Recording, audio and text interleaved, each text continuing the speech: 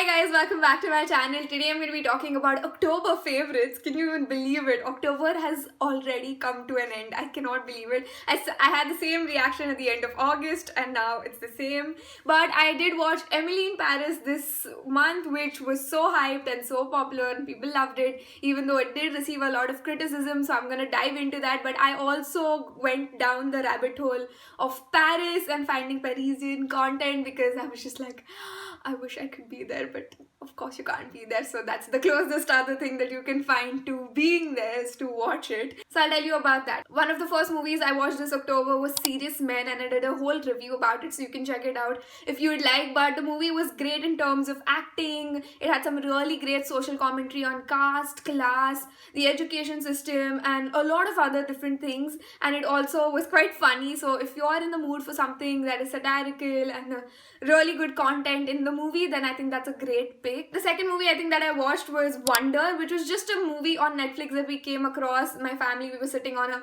Saturday afternoon and we put it on. It's about a kid named Augie who's born with facial differences, and he's been homeschooled all his life by his mother, who's played by Julia Roberts. But now he's in the 5th grade and his parents think it's time for him to get integrated back into the school system. So obviously he's really scared to go into school and have people talk about him, whisper about him, bully him, or generally just be mean to him. But I think the story is a great story which is really emotional, and it's about acceptance and being compassionate and how he kind of brings people together, and it's a really sweet stories. I watched it with my little brother, so I think it was a great movie to even watch with kids. I also started the Bad Boy Billionaire series. I watched the first Vijay Mallya part and then I just stopped watching it. I think it was a good look into the life of such an interesting personality. Now let's talk about Emily in Paris, which was a little bit controversial, and it's just a basically American version of a masala film. Like, it's pure pleasure, right? Because you're watching these things and you're loving it and you're enjoying it, but you know it doesn't make sense. A lot of things in the series didn't make sense. How she's wearing all of these expensive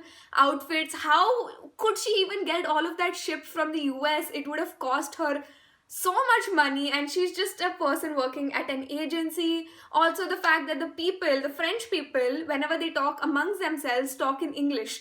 I just don't get how that would ever happen. And a lot of other criticism that has come from the French people saying, okay, this is a wrong representation of our culture, of the French culture, because this is not us. Also, the whole other thing about her becoming a social media influencer by posting random pictures of her around in Paris and using hashtags.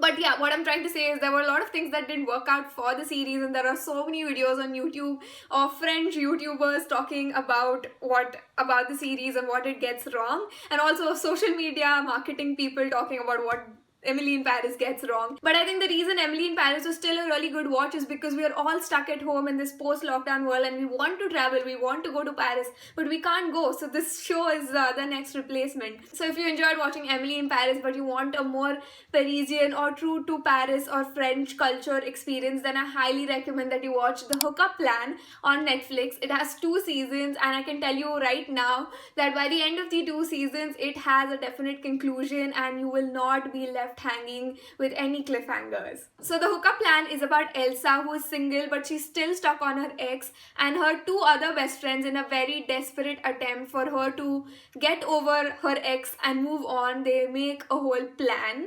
So they secretly hire a male escort to pretend to be a school teacher and go on a date with her, and that's where the story goes on from. The series is also about her 2 other best friends, one of whom is pregnant but is an ambitious architect, and the other who's trying to build her own business. On Netflix you can watch it I think in 2 or 3 versions. One is where you can watch an English dubbed version and the other is a French version with English subtitles. I preferred the second one. I think it just is so much more easier.